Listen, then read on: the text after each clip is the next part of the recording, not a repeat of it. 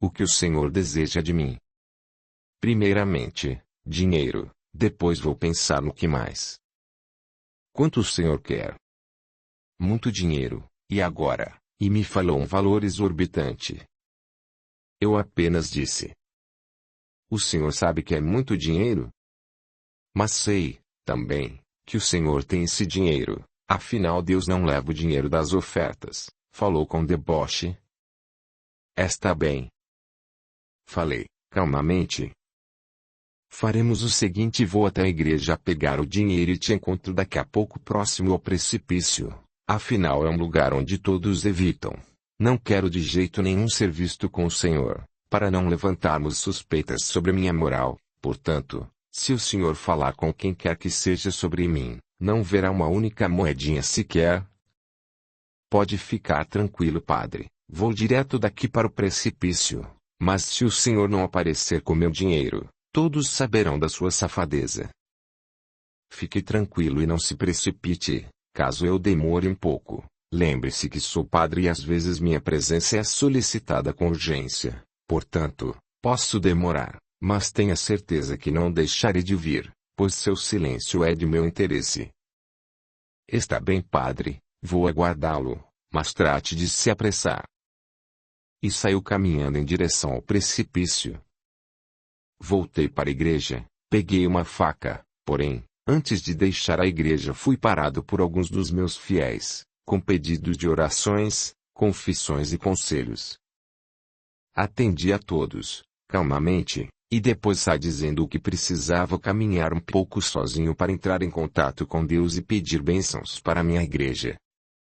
Assim, sem levantar suspeitas, saí caminhando. Quando me encontrava a certa distância da igreja, dirigi-me a passos largos em direção ao precipício. Chegando lá encontrei o pai de Laiomi, impaciente à minha espera. E então, cadê o dinheiro? Inquiriu ele, assim que me viu. Infelizmente não tenho aquela quantia. Não brinque comigo, você não sabe do que eu sou capaz. Você também não. E me aproximando rapidamente de Simon, com a faca na mão, cravei-a em seu peito. Ele me olhou, incrédulo, e disse: Você é um padre, como pode fazer isso? E você é um pai, como pode abusar de sua própria filha? Antes que pudesse responder, ele tombou sem vida. Retirei a faca de seu peito, limpei-a em sua própria roupa, peguei o pouco dinheiro que ele tinha em sua carteira, dizendo: Para onde você vai? Não precisará deste dinheiro. Então, juntamente com o dinheiro deixado generosamente por Pierre, ele vai para ajudar os necessitados. Em seguida joguei seu corpo inerte e sem vida precipício abaixo e retornei tranquilamente para minha igreja, onde me lavei, troquei minha roupa e me comportei como se nada tivesse acontecido. Na manhã seguinte Laione apareceu desesperada na igreja, à minha procura, e me perguntou: O que aconteceu com meu pai, que ele não apareceu em casa? Estão todos desesperados. Minha mãe caiu de cama e corre risco de perder o bebê, além da própria vida. Eu não sei o que dizer, o que fazer. Resolvi mentir, afinal, por mais inescrupuloso e vil que ele fosse, ainda assim era o pai dela. Eu não queria que mais cedo ou mais tarde ela me jogasse na cara que matei o seu pai. Então, fingindo preocupação, falei: Não sei. Ele me pediu dinheiro em troca de seu silêncio. Vim até a igreja pegar, afinal, neste primeiro momento não poderia fazer nada contra ele sem me comprometer e sem te comprometer. Acabei me demorando, pois havia alguns fiéis esperando por mim, quando retornei ao encontro dele no lugar combinado, ou seja, o mesmo onde ele nos encontrou juntos mais cedo. Não o encontrei, esperei um tempo, mas ele não apareceu. Estou até com receio de que ele tenha bebido e falado de nós para alguém. Estava até esperando por você para saber se tinha alguma notícia. No caminho tudo pareceu normal. Ele, provavelmente, não deve ter dito nada a ninguém, pois do contrário eu estaria perdido e você também. Você não o matou? Matou? Não, Até pensei em fazer isso, mas teria que preparar tudo com antecedência para não ser pego, afinal foi tudo muito repentino. Por que você acha que ele está morto? Por acaso você não o matou? Eu compreenderia, depois de tudo que ele te fez. Falei rapidamente para desviar suas suspeitas com relação a mim. Ela me respondeu rapidamente. Claro que não, apesar de tudo era meu pai. Acho que, no fundo, eu tinha a esperança que ele mudasse. Se você está dizendo, acredito em você, pois confio em você. Eu, também acredito em você, Ramon, mas precisamos descobrir o que aconteceu, pois minha família está desesperada. Claro, minha querida, vou procurar o delegado e relatar o desaparecimento de seu pai, mas lembre-se, ninguém jamais deve saber que ele nos pegou juntos, e muito menos que ele estava me chantageando, ou que abusava sexualmente de você, pois além de denegrir a imagem do seu pai, exporia toda a família a uma situação constrangedora, e nos colocaria como suspeito de algo que sabemos não ter cometido. Fora o fato de que teríamos que responder perante a igreja, daí você acabaria na fogueira e enclausurado. Comunicamos à polícia, que por sinal não encontrou o pai dela, nem vivo, nem morto, Simon, portanto, foi dado como desaparecido. A mãe de Laiomi, que estava grávida de 6 meses, com toda a agitação pela qual passou devido ao desaparecimento do marido, homem que apesar de inescrupuloso era o amor de sua vida, teve um parto precoce e complicado por conta do qual, infelizmente, veio a falecer, juntamente com a criança, que nasceu prematuramente e consequentemente muito fraquinha. O tempo foi passando, a vida foi retomando seu curso e tudo parecia tranquilo novamente. Foi quando recebi o comunicado de que os representantes da Santa Inquisição estariam fazendo uma visita ao povoado e à igreja, para relatar como estava a fé dos fiéis. Pela primeira vez me senti preocupado, pois sabia que não havia nada de bom na visita da Inquisição, ainda mais na minha situação. O melhor que tínhamos a fazer era sermos o mais discreto possível e torcermos para que eles não ficassem por muito tempo. Laiomi tinha acabado de completar 17 anos quando os representantes da Inquisição chegaram e começaram discretamente a investigar a tudo e a todos. Eles tomaram conta da igreja e do povoado, fazendo-me sentir como minada, pois tudo dentro e fora da igreja era decidido por eles. O que vou relatar agora só fiquei sabendo após minha partida para o outro lado da vida, local onde não existem segredos e onde tudo se revela. Mas relatarei agora, para que a história tenha sentido. Audiolivro realizado pelo canal Surya Chand Audiobook. Eu e Laiomi conhecíamos muitos lugares nos quais podíamos nos encontrar em segurança, pois acreditávamos que ninguém sabia dos nossos encontros clandestinos. Ledo engano, ao longe alguém presenciava tudo e seguia todos os nossos passos num misto de ódio, devoção, amor e inveja. Laiomi estava se preparando para mais um de nossos encontros, quando foi puxada com violência pelo braço em direção ao seu quarto pela sua prima Marla. O que foi, Marla? Estou com pressa. Eu sei de tudo. Do que você está falando? Você sabe muito bem, Laiomi. Você é uma bruxa e vou denunciá-la para a Inquisição. Não vou prejudicar a mim e aos meus filhos por sua causa. O que você está dizendo? Perguntou Laiomi assustada. Você só pode estar louca. Não estou e você sabe muito bem, a pior coisa que fiz na minha vida foi colocar vocês dentro da minha casa. Eu sei de você e do padre Ramon, sei que você os reduziu, também sei que por sua causa ele matou Pierre, o homem destinado a você pelos seus pais. Sei que seu pai, provavelmente, descobriu sobre vocês, pois vi quando ele a seguiu e tenho certeza que você o matou, pois vi quando você retornou transtornada para casa. Padre Ramon era muito bom para todos nós, até vocês chegarem com suas feitiçarias. Pensa que não sei que vocês vieram para cá fugindo da Inquisição. Deus está punindo a toda a sua família. Agora será você e tenho certeza que seu irmão será o próximo. Você não sabe o que está dizendo, mala. Se contar sobre mim vai destruir minha vida. Nós somos primas.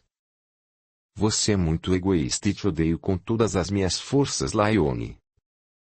Quando vocês chegaram, até pensei que poderíamos ser uma família, mas vi o jeito de como você olhava para ele, e ele, sem se dar conta de estar caindo nas suas artimanhas, retribuía, mas ela nunca se aproximou, ele sempre te respeitou. No dia em que fiquei doente, você fez questão de ir sozinha à igreja, aquela atitude me deixou desconfiada, então, mesmo doente te segui, e ouvi quando você contou aquela história sobre o seu pai, vi quando você se ensinou para ele e o beijou, oferecendo-se para que ele a levasse para a cama. E ainda, escondida, vi quando você se entregou para ele sem pudor, como só as bruxas são capazes de fazer. E depois desta vez te segui muitas outras. Então você me seguia todo esse tempo, esperando pelo momento certo para me destruir, e eu acreditando que você gostava de mim, que me queria bem. Por quê? Simples, você roubou o único homem que amei de verdade. Logo que mudamos para cá e o vi pela primeira vez me apaixonei, mas me conformei em tê-lo apenas no meu coração, pois era uma mulher casada, e ele um homem de Deus. Eu respeitei a batina que ele usava. Mesmo depois que meu marido morreu, mesmo ele tendo sido um bêbado irresponsável, mantive-me uma mulher digna e honesta. Fui trabalhar na igreja para ficar mais perto do padre Ramon, mas jamais me insinuei ou me ofereci diferente de você que se portou como uma vagabunda, uma prostituta. Você sente inveja de mim? Sua mal amada. Falou Laione indignada. Sim, não vou negar, tenho inveja da atenção que ele te dá, mas tudo tem um preço, o meu foi ficar sem ele e o seu será pagar o preço por ter ficado com ele, e será um preço bem alto, vou defendê-lo, afinal. Ele foi apenas vítima de suas seduções de bruxa, de suas feitiçarias. Vou dizer aos inquisidores que a culpa foi toda sua, e você vai ter o fim que merece. Queimada viva na fogueira para pagar por todo o seu erro ou, na melhor das hipóteses, toda deformada para que ninguém nunca mais te queira. Nem um bêbado como Pierre vai querer saber de você. A única forma de você escapar deste destino será acabando com sua própria vida, antes dos inquisidores chegarem aqui, ou ainda, destruindo a vida dele junto com a sua, dizendo que ele é o culpado por tudo que você fez, aí ele vai ver que você é uma falsa. De qualquer forma, vai ser melhor para mim. Dizendo isso, Marla se retirou indo ao encontro dos padres inquisidores, deixando Laione desesperada, sem saber o que fazer. Então, ela fez a única coisa que podia, pegou uma corda, foi até o beiral da porta de seu quarto, e se enforcou. Quando a Inquisição chegou para levá-la ao interrogatório, encontrou-a já sem vida, tomaram aquela atitude como uma confissão de culpa e a sentenciaram à fogueira, mesmo ela já estando morta. Quando soube, entrei em desespero. Eles me submeteram a torturas para me livrar do que eles consideravam influência pós-morte da noiva do demônio. Durante a tortura me quebraram os 2 joelhos e tatuaram a cruz de Cristo, com ferro em brasa, no meu peito. Senti muita dor, além de perder o movimento das pernas. Fui enclausurado no meu quarto para aguardar minha ida para Roma, onde Sua Santidade o Papa Urbano VIII determinaria qual seria meu destino. Tornei-me apenas uma sombra do que era, e quando pensei que não podia ficar pior, a janela do meu quarto foi arrombada e adentrou nos meus aposentos, de forma impetuosa e feroz, ninguém menos que Lexilion, irmão de minha amada Laione. Antes que eu pudesse esboçar qualquer reação, ele me atingiu com uma pancada na cabeça. Fiquei desacordado não sei por quanto tempo. Só sei que quando acordei não estava mais em meu quarto, estava em algum lugar deserto, dentro de um buraco.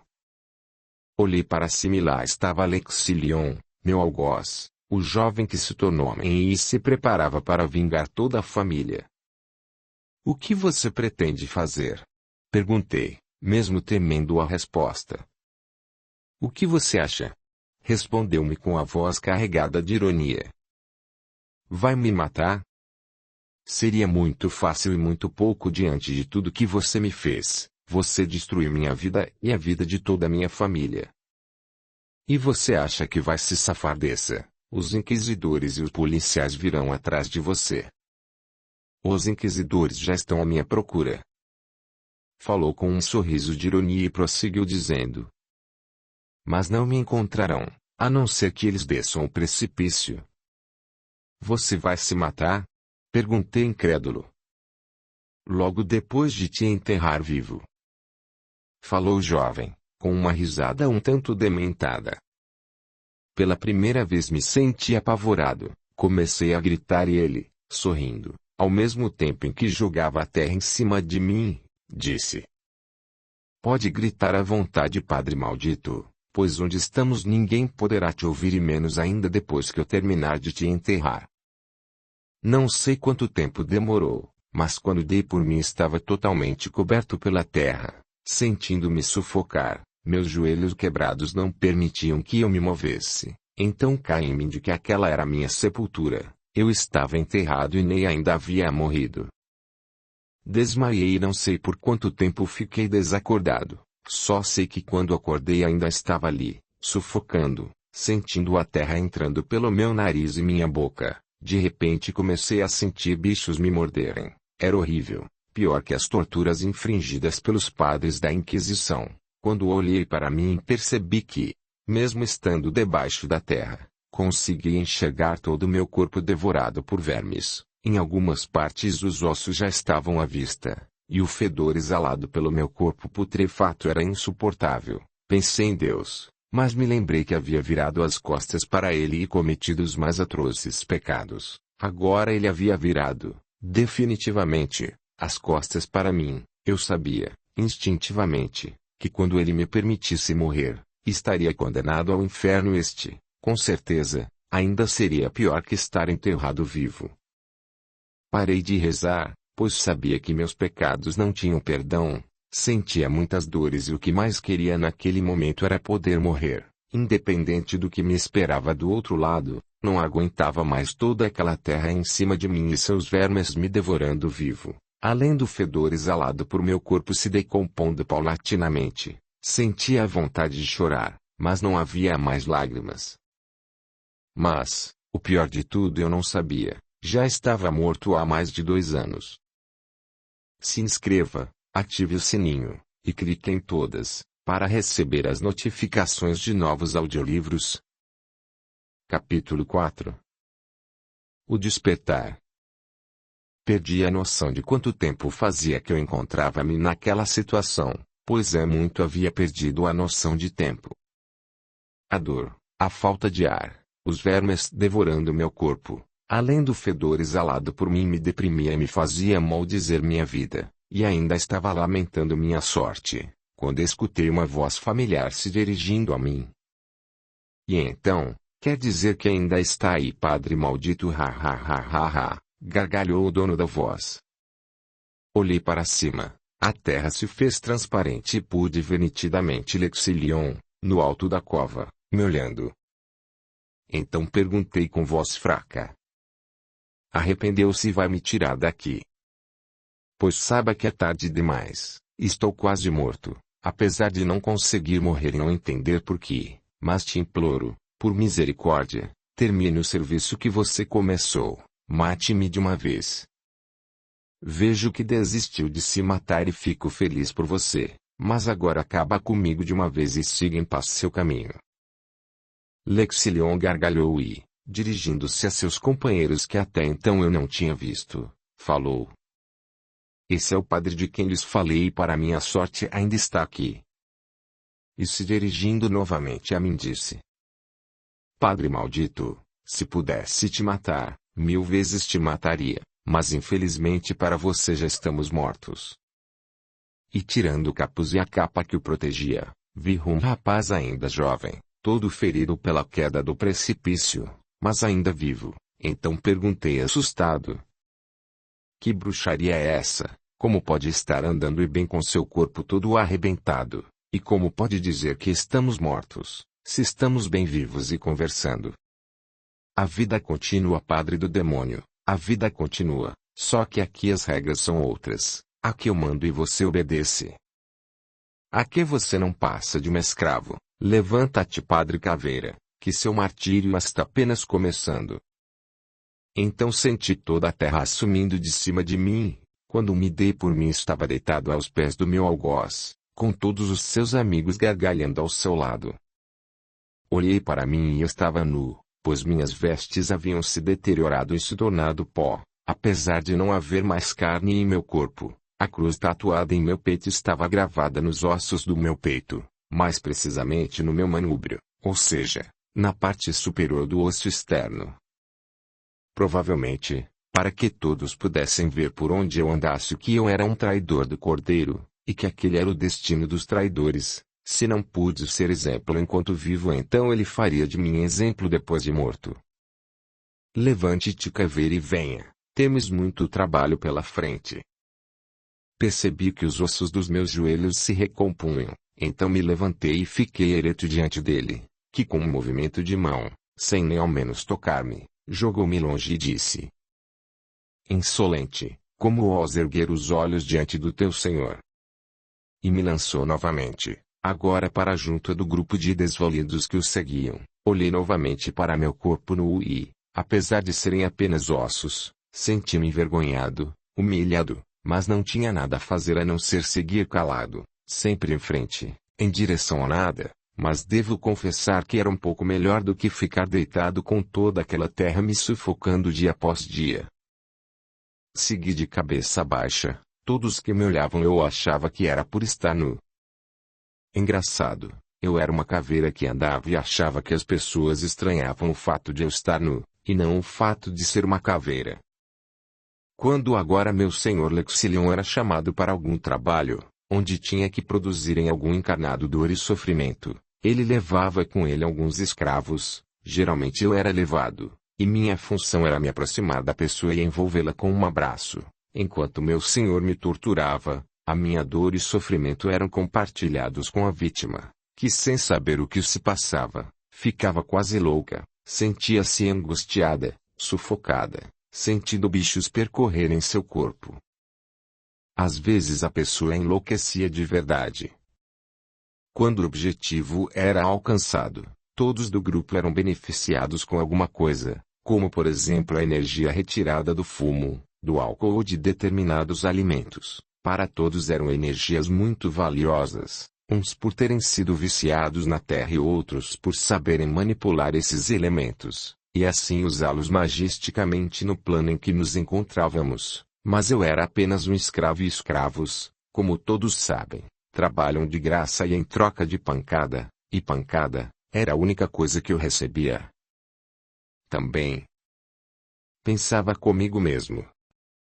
De que me adianta receber essas coisas? Afinal nunca tive vício enquanto encarnado, e magia, para mim, sempre foi coisa do diabo. Portanto, acreditava que de nada me serviriam aqueles agrados. Porém meu algoz, criado no meio da magia, sabia fazer muito bom uso de tudo que lhe chegava às mãos. Certo dia estava de longe, com a cabeça baixa como era determinado para que eu ficasse, mas de rabo de olho, observava tudo o que Lexilion fazia. Bem, mas onde nos encontrávamos, ele não era tratado de Lexilion, porém de Sete Quedas. Provavelmente, pelo que pude perceber, o nome encerrava um mistério associado, em alguns casos, com o que resultou na sua morte. Fiquei sabendo, mais tarde, que era muito mais que isso, apesar do tipo de morte ser a pontinha do mistério encerrado. Mas voltando à história, vou chamá-lo de agora em diante apenas de Exu Sete Quedas, pois esse era seu título e era assim que todos se dirigiam a ele. Porém, como dizia, estava a observar Exu Sete Quedas, quando ele retirou a longa capa negra com capuz que o envolvia completamente, pude ver seu corpo e me espantei, pois não havia uma marca sequer da queda, ele estava exatamente como antes de suicidar no precipício. Com uma aparência bonita e saudável.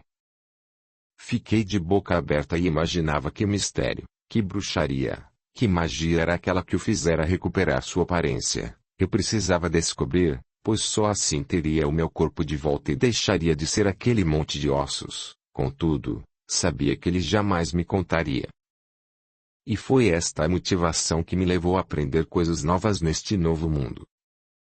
A partir deste momento comecei a observar com atenção e disfarçadamente tudo o que o Sr. Sete Quedas fazia, principalmente como ele fazia. Procurava memorizar cada palavra e entender seu significado, prestava atenção na entonação usada ao proferirem determinados comandos e assim, dia após dia, fui aprendendo, tomando todo o cuidado para que ninguém percebesse, pois um escravo procurando aprender era visto como sinônimo de problema, de encrenca. Fora que estávamos ali para sermos castigados e punidos dia após dia, noite após noite, por toda a eternidade, e não para aprender coisas que de alguma forma poderiam nos libertar. Eu pude constatar isso algum tempo depois que comecei a prestar atenção a tudo que acontecia ao meu redor. Comecei a perceber que não era o único no grupo de escravos querendo aprender. Havia 2 rapazes irmãos que não apenas adquiriam conhecimento, mas começaram a colocá-los em prática, discretamente, mas infelizmente para eles, não passaram despercebidos pelos grupos dos seguidores. Era assim chamada a falange que acompanhava o Exu, ou seja, tinha o Exu que era o chefe, os seguidores que estavam abaixo do Exu e o grupo dos desvalidos, que eram compostos por escravos e quiumbas. Os quiumbais estavam numa posição melhor que a dos escravos. Eles apanhavam menos e ainda recebiam algum agrado de vez em quando, geralmente, eram protegidos de algum dos seguidores ou do próprio Exu. Os quiumbas se fizessem tudo direitinho e provassem seu valor e sua lealdade, podiam vir a se tornar, com o tempo, um dos seguidores. Como eu estava dizendo, havia os 2 irmãos do que pertenciam ao grupo de escravos, Cristóvão e Astolfo, mais que irmãos. Eles eram gêmeos, porém, eles não apenas nasceram no mesmo dia, também, morreram no mesmo dia. Sua mãe morreu na hora de trazê-los à luz, e seu pai, inconformado, fechou-se em si mesmo de saudades, deixando os garotos crescerem livremente sob os cuidados de empregados, sem limites, sem respeito pelo próximo, sem amor. Chegaram à adolescência sem princípios de moral, e com o objetivo de tirar mais vantagens das pessoas, acabaram se envolvendo com magias e bruxarias. O pai faleceu quando eles estavam com 20 anos, deixando-os donos de uma imensa fortuna que eles aumentaram, consideravelmente, ludibriando pessoas e fazendo chantagem, através do uso da magia. Tinham as mulheres que desejavam, fossem elas casadas, viúvas ou solteiras, enquanto fosse conveniente e satisfatório para seus prazeres carnais. Quando não lhes serviam a mais, desfaziam-se delas sem se importarem com seus sentimentos. Se alguma tentava se rebelar contra eles, faziam uso da magia para deixar a coitada louca, ou ainda, levá-la ao suicídio, isso quando eles mesmos não a matavam. Os 2 eram muito unidos e faziam muitas vezes o uso da semelhança entre eles, para ficarem com a mesma mulher, que muitas vezes ficavam com um, acreditando ser o outro. Eles eram grossos e desagradáveis com todos que com eles conviviam, além de agressivos e até mesmo violentos com as mulheres. Daí terem recebido a alcunha de irmãos cavalos. Aos 30 anos de idade a cidade todos temia, devido à facilidade e domínio que possuíam no uso negativo da magia. Para aumentar seu poder magístico, eles faziam uso de sacrifícios humanos, e foi ao matarem uma menina de 9 anos de idade, com uso de muita crueldade após abusarem sexualmente dela, que a cidade, em comoção, resolveu dar uma basta nos desmandos dos irmãos cavalos. Cercaram toda a sua propriedade, dispostos a prendê-los, julgá-los e condená-los por todos seus desvarios, mas eles, pressentindo que teriam que pagar por seus erros, resolveram fugir da situação através da cicuta, mas, ao desencanarem, perceberam que tudo continuava e que aqueles que outrora foram indefesas vítimas, tornaram-se seus mais ferrenhos algozes. E desde então se tornaram escravos daqueles que no passado vitimaram sem piedade. Audiolivro realizado pelo canal Surya Chand Audiobook. Mas, Como foi dito anteriormente, eles eram muito bons com magia, e como o que aprendemos, os conhecimentos que adquirimos na jornada terrestre, é a única bagagem que levamos para a vida pós-morte. Novamente surgiu a oportunidade de colocar em prática conhecimentos antigos, associados aos novos, e eles não perderam a oportunidade, sem se darem conta de que estavam sendo vigiados discretamente por seus algozes, ou como eles gostavam de serem chamados, os donos do nosso destino. Cristóvão e Astolfo começaram a unir aliados entre os escravos, tramando uma revolução. Eu me mantive o mais afastado possível, observando a cena como um todo, já pressentindo que ia dar merda, e não tardou que se confirmassem as minhas suspeitas. Na primeira tentativa de insurgirem contra o grupo dominante, o pequeno grupo escravo que se rebelou foi dominado, e a pena aplicada foi com o objetivo de fazê-los servir como exemplo para outros escravos que desejassem seguir o mesmo caminho. Foi feito um julgamento, no qual foram todos condenados. A pena atribuída a eles foi simplesmente espantosa aos meus olhos, que estavam começando a se abrir para aquela nova realidade. Eles foram sendo transmutados em animais com os quais se assemelhavam em sua índole. Vi alguns se tornarem répteis na minha frente, outros cães infernais, outros ainda corvos, raposas, lobos, e todos controlados mentalmente por seus algozes. Por último foi a hora dos líderes do grupo revolto, os irmãos gêmeos Cristóvão e Astolfo. Exu Sete Quedas se aproximou deles com desdém e um sorriso sarcástico no rosto, e começou a falar. Acreditaram mesmo que poderiam me enganar, acreditaram mesmo serem mais espertos do que seus superiores. E, gargalhando, prosseguiu. Tolos! Vocês, na vida material, eram conhecidos por irmãos cavalos, e sabem que estou realmente precisando de um cavalo, estou cansado de andar a pé. Falou rindo Exu.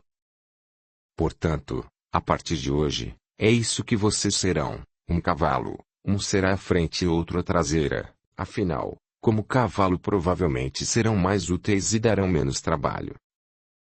Os irmãos começaram a gritar, pedindo clemência, mas aos poucos foram se fundindo um ao outro, metamorfoseando-se e tomando a forma animalesca de um cavalo. Gargalhando, Exu Sete Quedas olhou para mim dizendo: Sabe, Padre Caveira, pensei em transformar você em meu cavalo, mas infelizmente para mim você não foi tolo o bastante para se misturar com estes infelizes, mas saiba que estou e sempre estarei de olho em você. Abaixei minha cabeça e permaneci calado, enquanto ele se retirou gargalhando.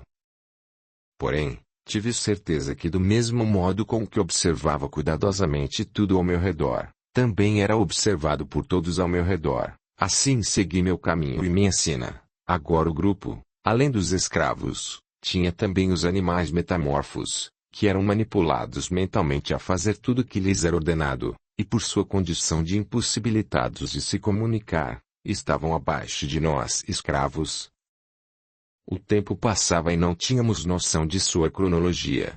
Não sabia dizer há quanto tempo vivia naquelas situações subhumanas, se meses, anos, décadas ou séculos. Só sei que depois de um determinado tempo não fazia mais diferença. Continuei sendo torturado usado em determinados trabalhos solicitados pelos encarnados. Não tinha poder de escolha. Era simplesmente coagido a fazer o que me era ordenado. Diferente da época em que me encontrava encarnado e tinha poder de decidir por não ferir alguém, mas escolhi ferir. Hoje minhas decisões não tinham mais valor. Eu era apenas mais um escravo e como tal me comportava. Os lugares que percorríamos eram sombrios, não havia água e sentíamos muita sede, não havia alimentos e sentíamos fome, guerreávamos com todos que cruzavam nossos caminhos, para tomar posse do pouco que eles possuíam e capturar mais alguns escravos para o grupo. Mas, principalmente, guerreávamos para manter o que o grupo possuía e não nos tornarmos mais escravos do que já éramos. No percurso também encontrávamos grupos aliados, que davam dicas a respeito de caminhos que devíamos evitar. Em contrapartida fazíamos o mesmo, trocávamos também coisas que conseguíamos com mais abundância. por coisas que não tínhamos ou tínhamos pouco. Na realidade, o Exu chefe do grupo era quem trocava. Eu, que era escravo, apenas observava tudo de cabeça baixa, torcendo para não ser mercadoria de troca, pois sabia que o se com Exu sete quedas já estava difícil. Imagine com outro que não conhecia. Afinal, com tudo na vida a gente acostuma, e eu estava acostumado com aquele grupo, e com o tipo de castigos impostos ali. Não sabia se outro seria melhor ou pior. Não queria me arriscar. Mas, tudo na vida tem seu tempo, e o meu tempo naquele grupo estava prestes a terminar, independente da vontade de Exu sete quedas ou da minha, e terminou justamente no encontro do nosso grupo com um outro, considerado aliado, que por sinal não se cruzavam há muito tempo, tanto tempo que eu nem conhecia esse grupo. Exu sete queda achou estranho quando o grupo considerado aliado do nosso, permaneceu a certa distância, enviando apenas um mensageiro ao nosso encontro. O mensageiro chegou e, se dirigindo ao chefe do grupo, saudou dizendo: "Salve suas forças, senhor Exu sete queda." Ao que Exu sete queda respondeu: "Salve sua banda." Que mensagem traz esse mensageiro? É de paz ou é de guerra? Vai depender do senhor, disse o mensageiro, fazendo uma reverência. E prosseguiu dizendo: "Meu senhor Exu Toco Preto, manda dizer que está na hora do senhor pagar o que lhe deve. Se o senhor aceitar pagar o que ele vai lhe pedir, receberemos e seguiremos nosso caminho adiante, se não, meu senhor será obrigado a entrar em guerra. E o que o seu senhor, o Exu Toco Preto, deseja que lhe seja dado como pagamento da minha dívida? Hoje, como podes ver, estou numa situação bastante favorável e com certeza poderei pagar o que me for solicitado." Falou sorrindo. "Que bom. Meu senhor ficará muito feliz contigo, quando eu chegar de volta com o que lhe solicitou, sem a necessidade de guerrearmos. Então vamos parar com essa embromação e me diga, o que Exu Toco Preto deseja de mim? Um escravo que está sob seu poder. E quem seria esse escravo, capaz de fazer dois grandes aliados guerrearem entre si? Meu senhor deseja que o senhor entregue para ele o Padre Caveira." "Como?" perguntou Exu sete quedas irritado, e o mensageiro, vendo a irritação de sete quedas, disse rapidamente: "Pense a respeito para não se arrepender depois. Será que lhe vale uma guerra? Meu senhor tem contas para ajustar com o Padre Caveira e não irá abrir mão de levá-lo. Você já teve sua chance de vingança e esta, também, é a oportunidade de pagar o que você deve ao meu senhor, mas você decide. Eu vou embora e volto outra hora, para saber se você mudou de ideia." Curvando-se novamente em reverência, o mensageiro se retirou, deixando sete quedas de pés e mãos atados. Depois de pensar sozinho por algum tempo, seu sete quedas chegou até mim e falou: "Você foi solicitado pelo Exu Toco Preto e por mais que eu me contrário a ter que me desfazer de você, você não compensa colocar em risco todo o poder que demorei em conquistar, mas saiba de uma coisa. Haveremos de nos encontrar novamente e pode ter certeza de que todo o sofrimento que você acredita ter experimentado, não será nada comparado ao que farei você sofrer, pois não sossegarei enquanto não vingar toda a minha família." Pensei em me calar, como tinha feito até então, mas algo dentro de mim dizia que talvez eu tivesse sorte e nunca mais nos encontrássemos. Precisava, então, dizer o que ia dentro dos meus ossos e falei: "Se um dia você puder, perdoe-me por tudo que fiz você e sua família sofrer, perdoe-me, mas saiba que o meu amor pela sua irmã foi verdadeiro e que seria capaz de morrer por ela, só queria que ela nunca tivesse me conhecido, pois meu amor por ela, e o dela por mim, foi o que a levou ao suicídio. Minha irmã era só uma menina e você abusou dela, você é um homem adulto, um padre." Falou enojado.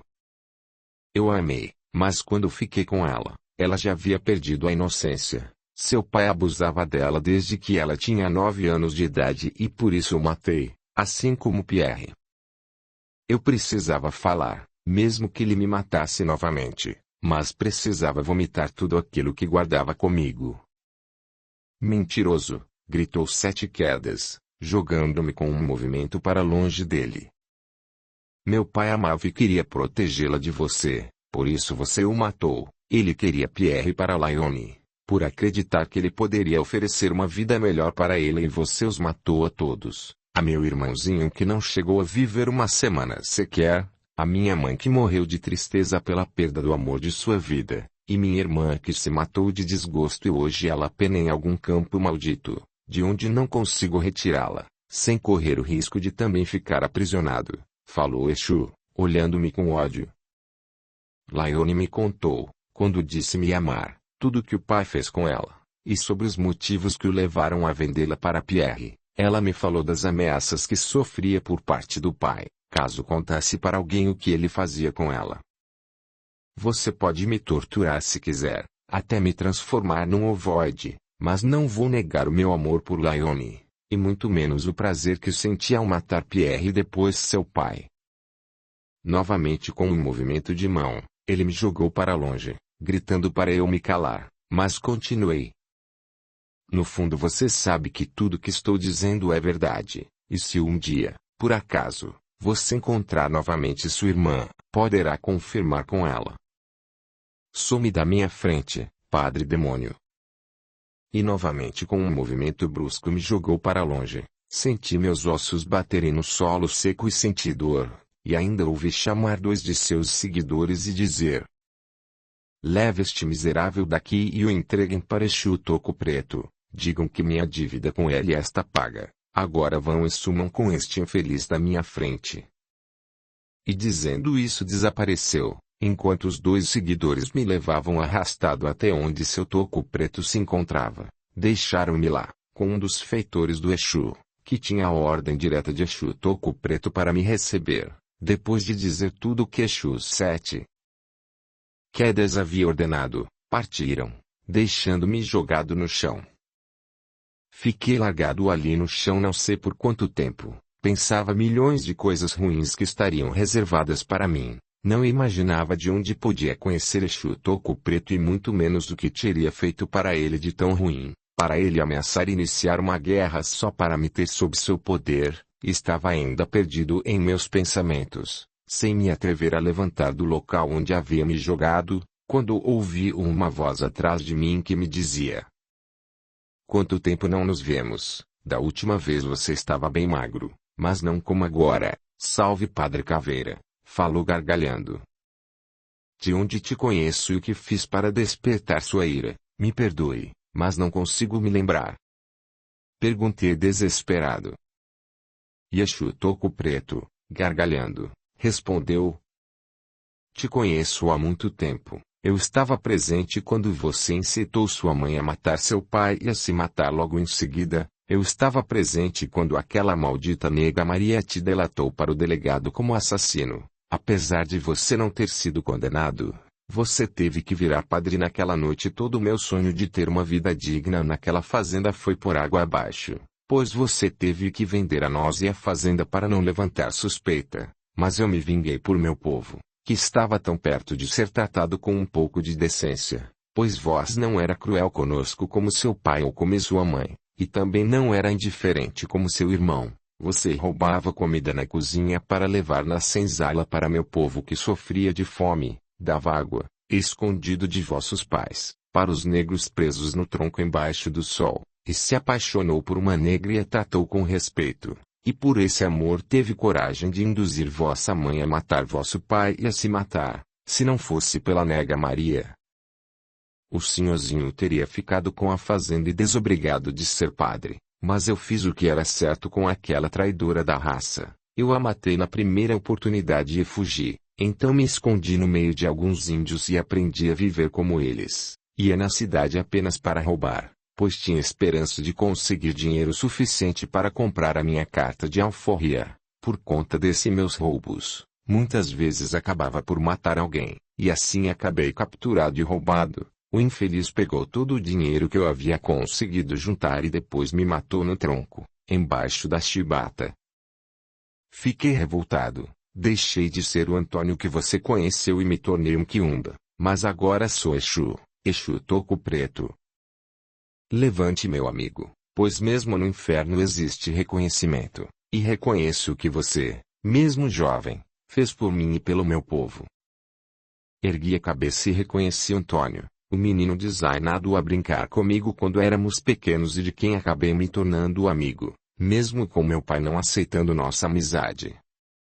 Antônio me ajudou a levantar e, me abraçando, disse: a partir de hoje você não será mais escravo, agora você é um quiumba e se fizer por merecer, pode chegar até mesmo a ser um dos meus feitores. Pois era assim que seu Toco Preto designava seus seguidores e prosseguiu dizendo: ou porque não um Exu como eu, como Sete Quedas, como muitos outros. Naquele momento senti meu medo se dissipando e tive a convicção de que, mesmo naquele inferno, a coisa estava começando a ficar um pouco melhor para mim. Curta, comente, compartilhe, e se inscreva, se já não o fez. A gratidão é o caminho da evolução. Capítulo 5. Mesmo nas trevas existe crescimento. O que tenho que fazer? O que você espera de mim? Perguntei. Meu amigo, vamos falar disso mais tarde, agora quero saber de você. Você precisa de alguma coisa? Sabe, existe uma coisa que a teus olhos pode parecer tola, mas que muito me incomoda. Fala. Se eu puder fazer algo por você, disse seu Toco Preto curioso. Eu me sinto incomodado de andar despido, mesmo sendo apenas ossos. Não é tolo, eu também me sentiria incomodado se tivesse que andar pelado por aí, disse Toco Preto rindo, para quebrar a tensão. Depois de pensar um pouco, falou. Já sei, venha comigo. Eu a acompanhei e fomos parar no meio do Campo Santo. Vamos até o cruzeiro, lá tem uma capela. Tenho certeza que poderemos achar algo para te ajudar.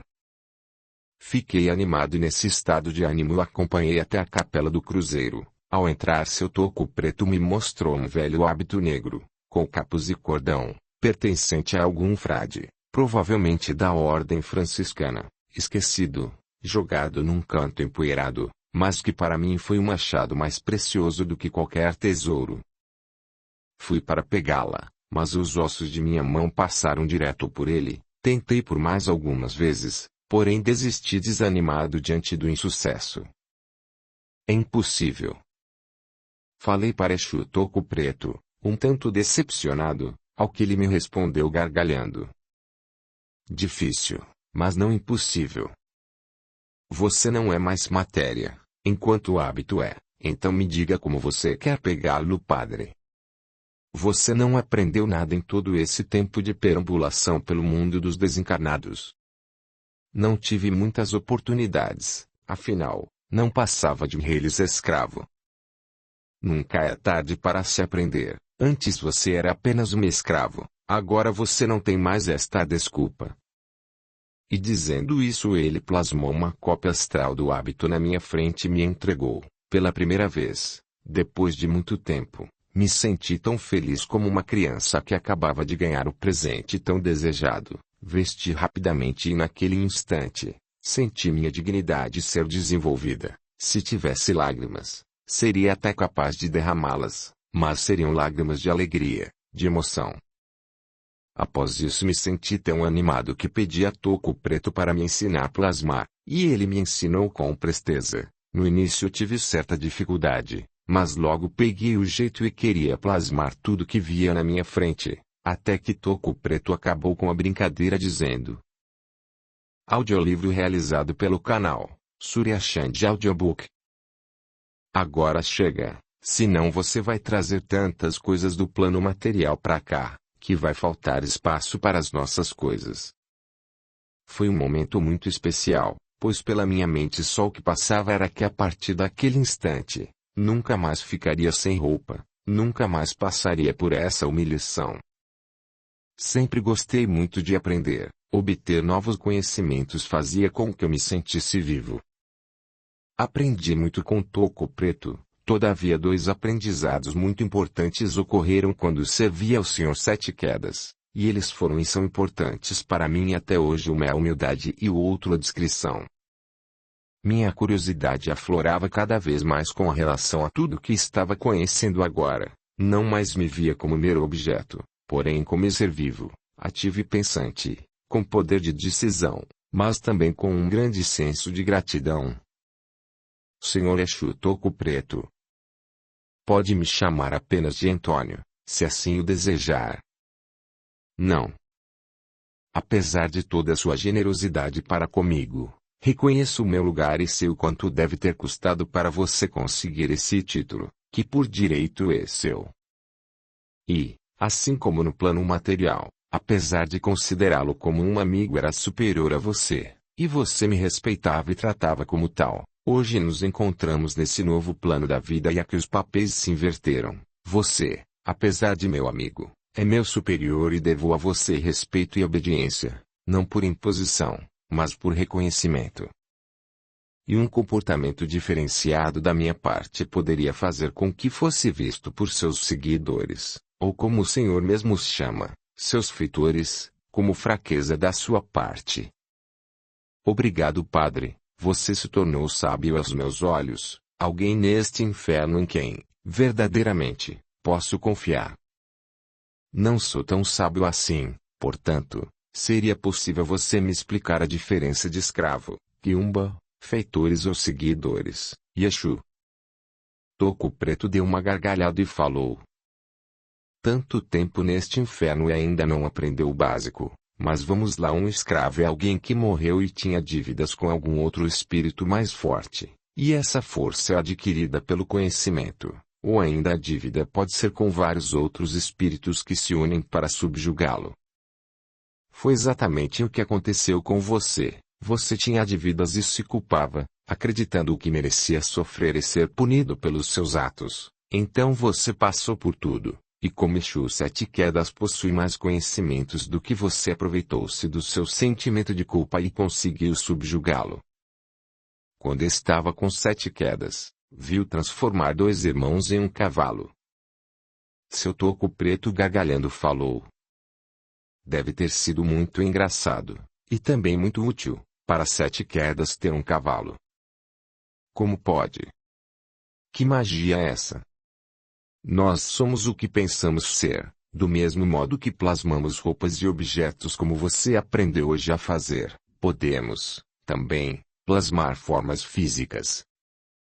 Na realidade, o poder de persuasão, combinada com a sugestão hipnótica de Sete Quedas, foi tão contundente que fez com que os irmãos acreditassem no que foi falado, no merecimento deles em serem punidos, que desta forma plasmaram para si mesmos a forma animalesca, do mesmo modo que ele, seus Sete Quedas, plasmou para si a forma que ele tinha na última encarnação.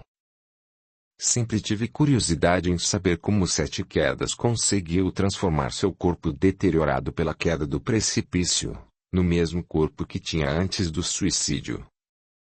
Como eu disse, ele plasmou a forma que desejou, como ele tinha aquela forma antes de desencarnar. Ela estava gravada no seu mental, então foi mais fácil plasmar, do que teria sido plasmar uma forma diferente da gravada na sua mente, mas esta forma é provisória. Como assim provisória? Quando foge da sintonia com a forma plasmada, por se preocupar com outras coisas, aquela forma assume e é real, a forma do perispírito, que é o que sobra quando a forma material é destruída, consequência da morte física, reaparece. Por isso ele se envolve com a capa, com o capuz, que o protege de expor sua forma na hora em que não considera apropriada. E quanto a mim, posso deixar de ser este monte de ossos. Sim, do mesmo modo que Sete Quedas, você pode plasmar, mas é necessário que você acredite que mereça, pois só assim você irá conseguir. E também não esqueça que esta forma só irá se manter enquanto sua mente estiver de acordo com seu desejo. Quando ela perder a sintonia, você perde a forma plasmada. E quanto a você, Toco Preto, sua forma também é plasmada. Não, eu não destruí meu perispírito através do suicídio, como aconteceu com Sete Quedas. Também não destruí através da culpa, como ocorreu com você. Cometi meus erros, por isso estou neste inferno, mas acredito que fui mais vítima do que vilão. Poderia ter seguido com os bons, mas não posso, pois meu ódio e desejo de vingança contra todos aqueles que maltrataram e maltratam meu povo, me prendem nesse inferno. Por favor, me explique uma coisa. Os irmãos que viraram cavalo podem voltar à forma humana por vontade própria, ou apenas se os seus 7 quedas permitir. A hora que eles mudarem a sintonia da mente, eles retornarão à forma humana. Daí eles não voltarão mais a ter essa forma animalesca. Isso já é relativo, eles poderão ser novamente colocados naquela forma caso as culpas que eles carregam permita. Também podem, a partir dessa experiência, encontrar algum modo de identificação com essa forma animalesca. Daí, sempre que desejarem poderão plasmar esta forma. Um aliado meu, por exemplo, conhecido como Exu Pantera, devido à forma feroz e mortal com que ele lidava com seus adversários quando chegou aqui, era escravo, e do mesmo modo que aconteceu com os irmãos Cavalo, ele foi metamorfoseado em uma pantera e por muito tempo ficou sob domínio desta forma animalesca. Mas um dia ele conseguiu se libertar, voltando à sua forma humana, mas a partir da identificação que começou a sentir com relação a essa forma animalesca, ele passou a também manifestar essa forma de modo plasmada, voluntariamente e com controle sobre a mesma. Interessante, mas existe algum outro modo da pessoa adquirir essa forma animalesca? Sim, é difícil plasmar voluntariamente uma forma animalesca, sem que o perispírito tenha vivido anteriormente essa experiência, mas com muito treino, se desejar realmente, ele pode conseguir. Outro modo é inconscientemente, gerado pelo medo, pela insegurança, como aconteceu com outro aliado meu, o Exu Morcego. Ele, ao desencarnar, vagou perdido na escuridão absoluta por muito tempo, devido aos erros cometidos enquanto na carne. Nesta jornada, devido à grande escuridão que o envolvia, ele se guiava apenas pelos instintos. Exu Morcego começou então a mentalizar constantemente, para aplacar o medo e a insegurança que sentia, que era um morcego naquela escuridão. Depois evoluiu sua mentalização para sou um morcego perdido nesta escuridão, e tanto afirmou isso que em um determinado momento ele se viu na forma de morcego, voando pelas trevas, guiando-se por seu radar. Entrou em desespero quando se apercebeu dessa nova forma, se revoltou, mas depois se acalmou e se conformou, e na calma retornou à sua forma humana, voltando à forma animalesca apenas quando deseja ou sente ser necessário. Nossa, você conhece a história de muitos Exus. Seu Toco Preto, gargalhando, disse. Não pense que sou bisbilhoteiro. Mas a informação sobre nossos aliados e inimigos é de vital importância para nossa sobrevivência nesse inferno. Não devemos jamais nos aliar com quem não conhecemos a fundo, assim como jamais devemos deixar de conhecer nossos inimigos, seus pontos fracos e, principalmente, seus pontos fortes. Esclareça-me mais uma dúvida para que eu possa servi-lo melhor. Pois fale. O que significa e o que são quimbas?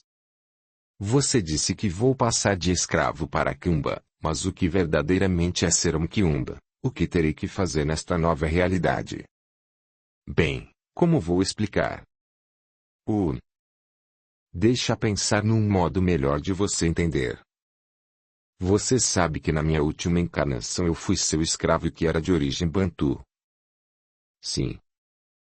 Então estarei explicando de acordo com o que aprendi com o meu bantu. Vou ficar honrado. Todos, quando morrem, tornam-se eguns, independentemente do caminho que o decidam, consciente ou inconscientemente, seguir. Todos são eguns e continuam a ser designados por eguns quando decidem seguir com os bons, os seguidores do Cordeiro, mas alguns, devido à vida que levaram, enveredam-se por outros caminhos, como nós, então passamos a ser designados de quiumbas. Como você pode perceber, todos os quiumbas são eguns, mas nem todos os eguns são quiumbas. Até aqui deu para entender? Sim, perfeitamente. Você precisa entender bem que temos uma hierarquia guiada pela evolução de cada quiumba, e que esta se divide da seguinte forma: Exus guardiões, Exus de lei, Exus pagãos, quiumbas e quiumbais escravos. Exus guardiões eu não sei te explicar, pois é um mistério revelado apenas para o próprio Exu, mas ao se tornar um Exu guardião, ele se torna responsável por todos os Exus de lei do ponto de força que ele guarda. Dizem ser uma experiência pessoal tão forte, que nenhum gosta de falar a respeito. E o Exu de lei? Bem, o Exu de lei está abaixo do Exu guardião e acima de mim, que sou um Exu pagão ainda.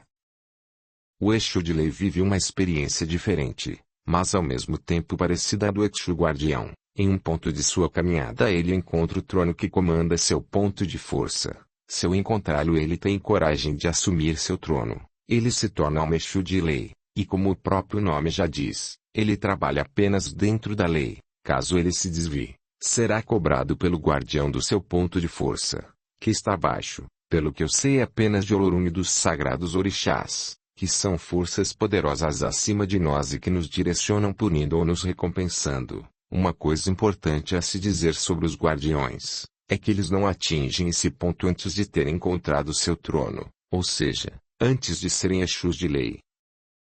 Não entendo, porque ao encontrar um trono, sabendo que pode ser seu ponto de força e que poderá ser elevado no seu status, o Exu se recusa a sentar-se no trono e descobrir se ele lhe pertence.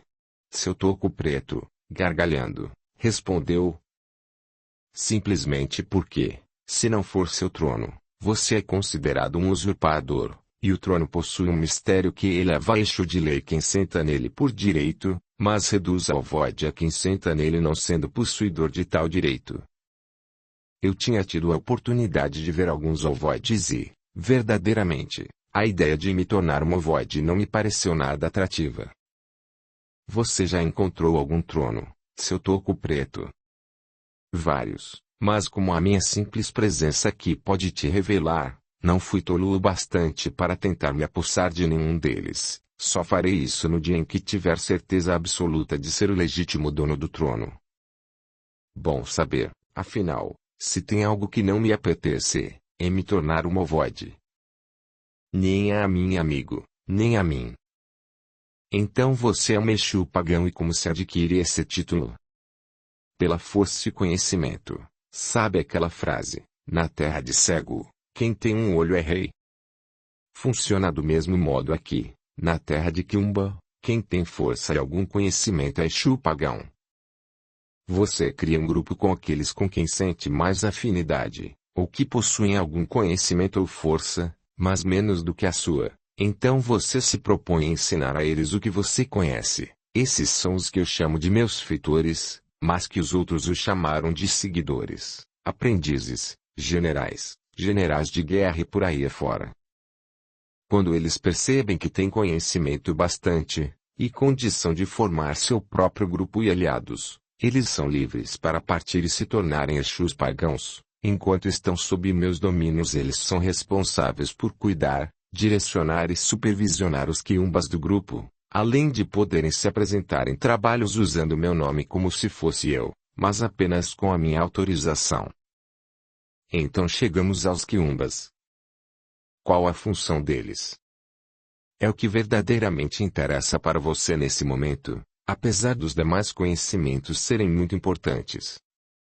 Então vamos lá.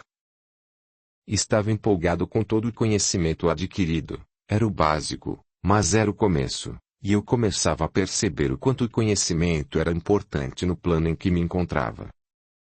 E Toco Preto continuou de modo esclarecedor.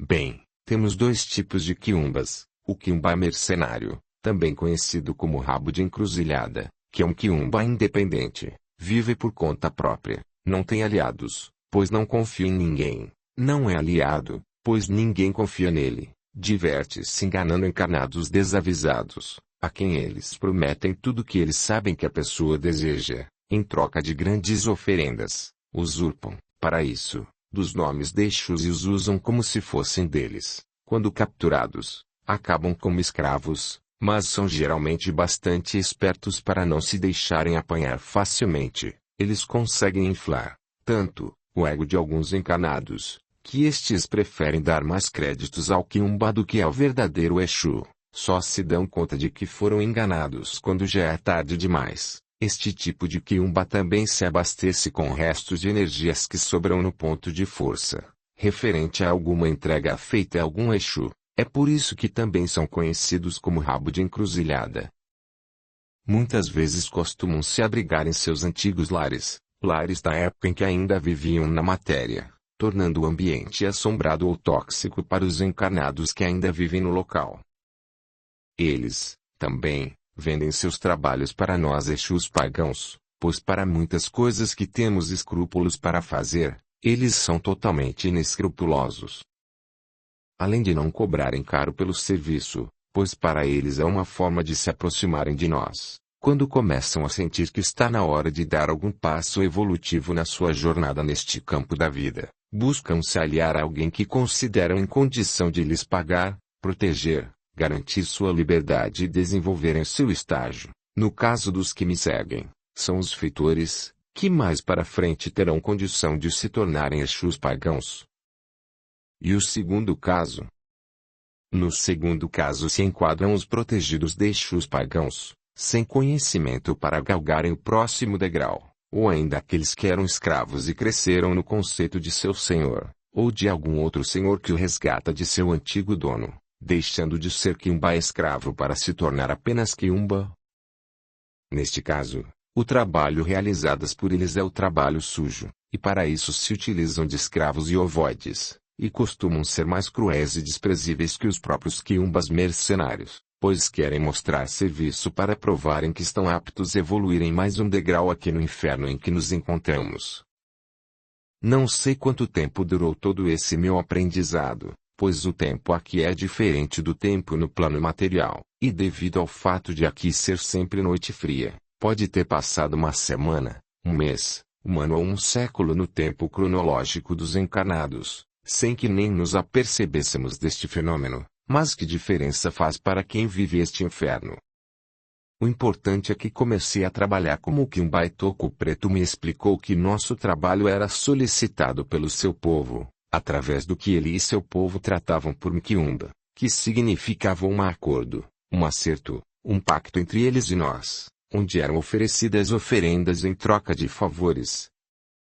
Entre os encarnados pertencentes a este grupo atendido por Toco Preto, havia um encarnado que era preparado ritualisticamente para servir de ponte entre os encarnados e os desencarnados, trazendo seus pedidos e súplicas. Este mestre de cerimônia, por assim dizer, era tratado como um quiumbeiro, que significa aquele que faz acordo com quiumbas.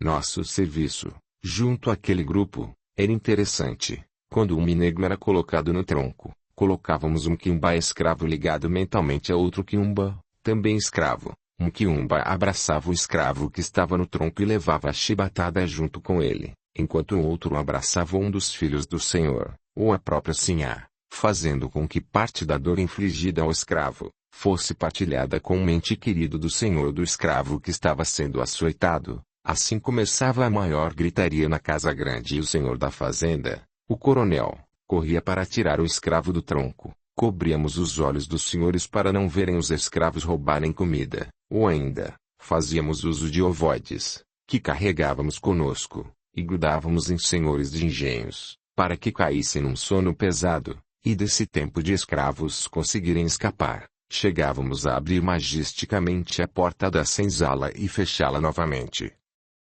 Para dar a ilusão de que alguém de fora havia libertado os escravos. Audiolivro realizado pelo canal Surya Chand Audiobook.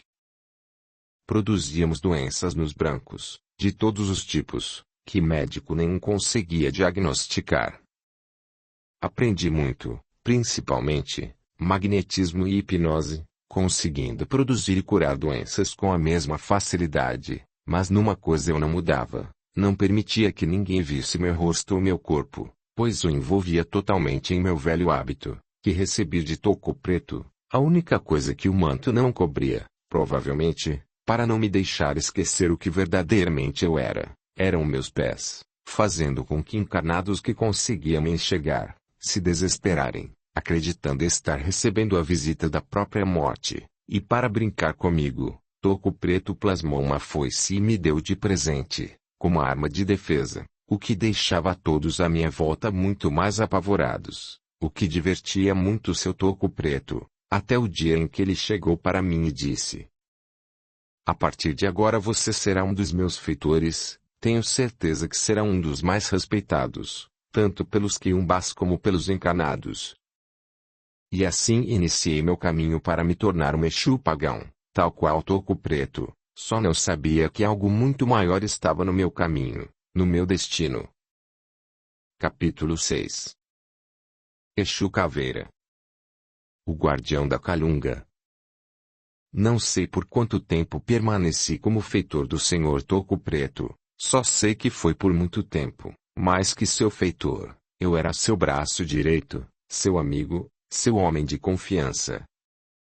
Tudo o que fazia, fazia com presteza e perfeição, não parávamos por muito tempo em um lugar, pois isso nos tornaria alvos fáceis, e estávamos em mais uma de nossas caminhadas sem fim e nos distraímos lembrando o passado, os erros e acertos cometidos, as pessoas que fizeram parte de nossas vidas.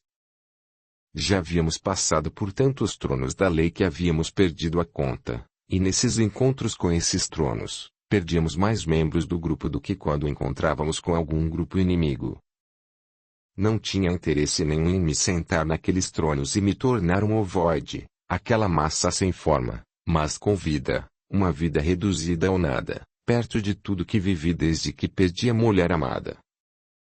Sendo torturado, enterrado vivo e feito escravo, podia dizer que estar com Toco Preto era ter encontrado um pedaço do paraíso no inferno.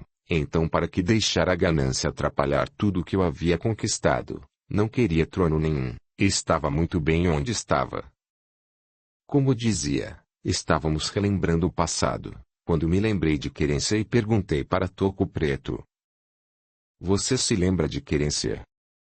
Claro, Caveira. Era assim que já há algum tempo ele me chamava, mas eu não ligava e até já estava me acostumando. E quando você chegou aqui, teve alguma notícia dela? Sim. Falou Toco Preto, sem dar muita atenção para o assunto. E você por acaso sabe onde ela está? Ponto de interrogação, perguntei ansioso. Sim. Respondeu respirando fundo. Aonde? Perguntei novamente, mal controlando minha ansiedade. No Vale dos Suicidas. Nem esperei seu Toco Preto terminar, eu conhecia o Vale dos Suicidas, quando estava no grupo de 7 Quedas, passávamos constantemente por este vale e ficávamos por horas observá-lo, sabia que o Exu 7 Quedas buscava um modo de adentrá-lo e não ficar preso, devido ao peso de seu passado suicida, às vezes ele mandava um de seus homens de confiança, que depois de permanecer algum tempo no vale, retornava e lhe confidenciava algo. Percebia que ele enxugava as lágrimas e retornávamos à nossa caminhada sem fim. Nunca me atrevi a perguntar o que ele fazia em frente ao vale, pois em meu coração o sabia. Ele buscava desesperadamente por Laione. Como no Vale dos Suicidas. Laione estar lá, até compreendo, mas Querência. Querência foi vítima, foi assassinada pelo meu maldito pai. Falei indignado, pois aquela era uma ferida tão profunda que fazia doer meus ossos. Bem, Querência e Laione são a mesma pessoa. Querência, ao chegar aqui, estava muito triste e magoada, mas não trazia ódio em seu coração e seguiu, pelo que sei docemente os bons, recebeu o direito de reencarnar novamente. Soube disso num dos momentos em que fui te visitar e a vi chegando a seu povoado, apesar da cor da pele ser diferente, os olhos, assim como a essência, eram os mesmos. No momento que vi você olhando-a, percebi que sua alma havia reconhecido no mesmo instante, e que você ia fazer besteira. Tentei te alertar, mas você não me deu ouvidos. Tentei outras vezes, mas você simplesmente ignorou e acabou como acabou, com Querência, ou Laione, como agora conhecida, se suicidando e sendo atraída para o Vale dos Suicidas. Fiquei em silêncio por alguns momentos, depois perguntei. Por que 7 quedas não tirou, ele próprio, sua irmã de lá? Provavelmente ela viria com ele, mas ele sempre enviava estranhos. Perguntei indignado e com ódio de 7 quedas. Ele não podia entrar no vale sem se tornar também um prisioneiro, afinal ele era, também, um suicida. Uma vez ele conseguiu escapar do vale, provavelmente não teria uma segunda chance, pois o guardião do Vale dos Suicidas é muito possessivo com as almas sob seus cuidados, que ele considera como seus tesouros. Eu vou até lá e buscarei Lione e tenho certeza que ela me acompanhará. Claro, ela vai seguir de bom grado uma caveira. Para e pensa, ela vive em constante pesadelo. O único momento que existe no Vale dos Suicidas é o momento que antecede alguns minutos antes da morte. A própria morte e os momentos de lucidez são povoados de gritos de outros suicidas, o que gera pavor constante. Você acha que isto onde estamos é o inferno? Imagine viver naquele vale. Agora imagine ela acordando do pesadelo, nos poucos momentos de lucidez antes de cair nele novamente, dando de cara com uma caveira. Mas agora estou coberto, sei que ela reconheceria a minha voz e me seguiria, por isso irei atrás dela e a trarei para mim. Você me ajuda? Se fosse possível, pode ter certeza que sim. O que te faz crer que não é possível? Porque pelas notícias que chegam até mim, soube que ela não se encontra mais no Vale dos Suicidas. Como não? O irmão dela conseguiu resgatá-la. Não, os bons a recolheram. Irão tratar dela novamente e ela poderá reencarnar, isso se ela já não reencarnou. Mas onde ela terá reencarnado, como posso reencontrá-la? Preciso pedir seu perdão e dizer que ainda amo. Toco Preto gargalhou e disse. Sabe, às vezes eu fico pensando que os bons são chamados de bons, não somente por serem bonzinhos com quem decide ir para o lado deles, mas principalmente por serem muito bons naquilo que fazem. Eu te digo, é muito difícil encontrar alguém, eles escondem e protegem você só conseguirá chegar perto dela no dia e na hora em que eles permitirem, portanto, sossegue e siga seu caminho, afinal você já esperou até agora mesmo, saiba que pelo menos agora ela está bem e longe de todo esse inferno, ou você deseja ela aqui, correndo risco a todo momento de ser capturada, torturada, escravizada. Você tem certeza absoluta de que ela está bem de verdade? Sim, ela está naquele lugar que você pregava dizendo ser o céu. Você quer tirá-la de lá e trazê-la para cá? Relutante, respondi. Não. E Toco Preto continuou. Deixa seguir o caminho dela e siga a você, também, o seu. Encontre uma companheira deste lado para te apoiar. Pois o masculino e o feminino devem caminhar sempre juntos para que haja equilíbrio, e não me olhe com essa cara de padre ofendido, que você nunca honrou seu voto de castidade. Encontre alguém neste inferno que complete você e reine com ela. Afinal, todo rei que se preza tem uma rainha ao seu lado, uma companheira. Não estou procurando ninguém, não estou desesperado atrás de sexo, tive vários pecados, mas definitivamente a luxúria não era um deles. Se fiquei com alguma mulher, você pode até achar engraçado, mas foi por amor. Tá bom, último dos românticos, mas saiba que não é apenas por sexo ou por amor que buscamos uma companheira, mas também por conveniência. Com o intento de mudar o rumo daquela conversa, perguntei. Por que Toco Preto? Não entendi a pergunta. Falou Toco Preto me olhando com dúvida.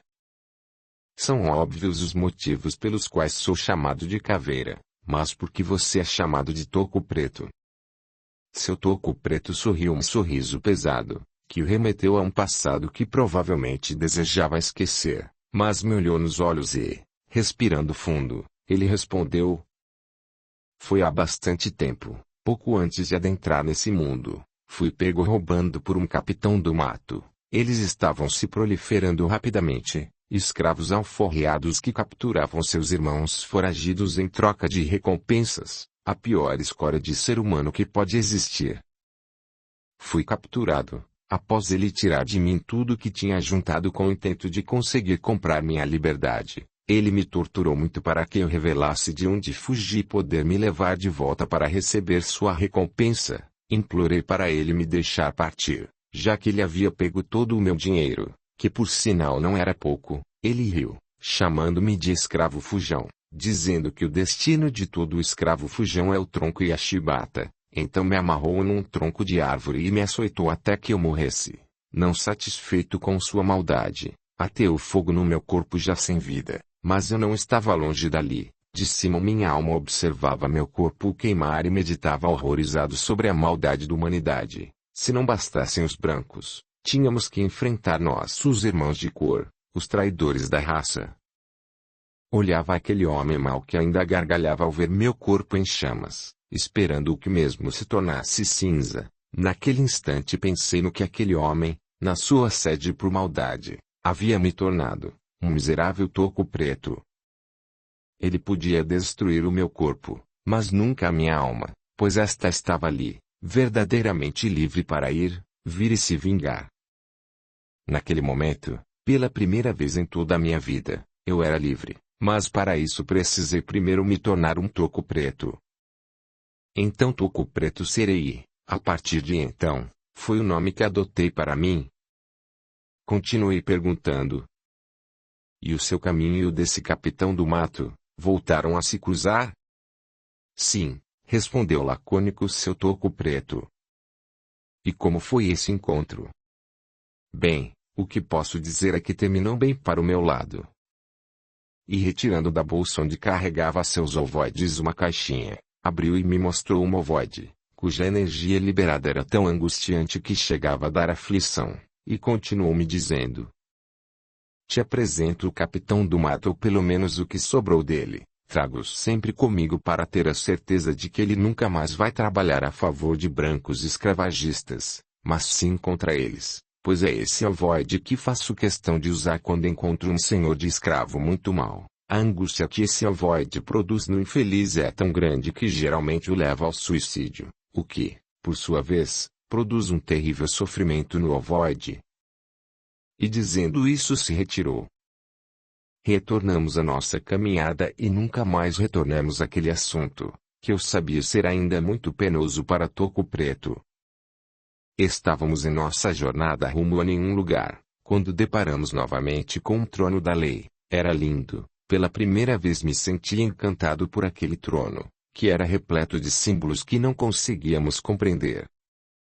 Um dos escravos do grupo não pensou duas vezes. Desvencilhou-se do grupo e dos feitores, correu até o trono e sentou-se, satisfeito. Num primeiro momento parecia tudo bem, mas o grupo permaneceu a certa distância, observando o que estaria por vir, o que aconteceria em seguida. Seria ele o dono daquele trono. Seria um grande salto, passar direto de escravo para Exu de lei, mas de repente, um grande estrondo foi ouvido e o escravo desapareceu. Porém o trono permaneceu no mesmo lugar. Quando olhamos no chão, próximo a ele, apenas o que sobrou do escravo era um ovoide que toco preto recolheu e guardou em sua bolsa. Logo em seguida Mquiumba pediu autorização para se sentar no trono e seu toco preto respondeu, rindo. Se é o que você deseja, quem sou eu para impedi-lo? E apontando em direção ao trono disse. Sente-se à vontade. Ao sentar-se, não demorou muito para que ele tivesse o mesmo destino do escravo. Então, em tom de brincadeira, seu toco preto perguntou. E então, temos mais algum candidato a Exu de lei? Porém, para espanto de toco preto, um feitor se apresentou para ocupar o trono. Tem certeza, Raul? Perguntou toco preto. Você está tão perto de se tornar um Exu pagão. Eu sei, meu senhor, mas se eu puder passar direto para Exu de lei será uma grande vitória. Sinto que hoje pode ser meu dia de sorte. O senhor não está com medo de eu me tornar seu superior? De jeito nenhum. Falou o toco preto. Se você acredita ser seu direito, vá em frente. Eu não vou, pois tenho certeza que não me pertence. E Raul, mais que depressa, tomou posse do trono e infelizmente ele teve o mesmo fim dos demais. Toco Preto recolheu todos os ovoides e falou: o que não faz a ganância associada à arrogância? Mas alguém vai querer se arriscar? Todos se encolheram apavorados, mas eu permanecia de olhos fixos no trono da lei. Algo nele me encantava e parecia me atrair. Estava com medo, e seria um tolo se não estivesse. Mas algo mais forte do que o meu bom senso parecia me chamar e me encantar. Aproximei-me, então, de Toco Preto e disse: obrigado, meu amigo, por tudo que você fez por mim. Sei que você deve estar me achando um louco, afinal, eu também estou.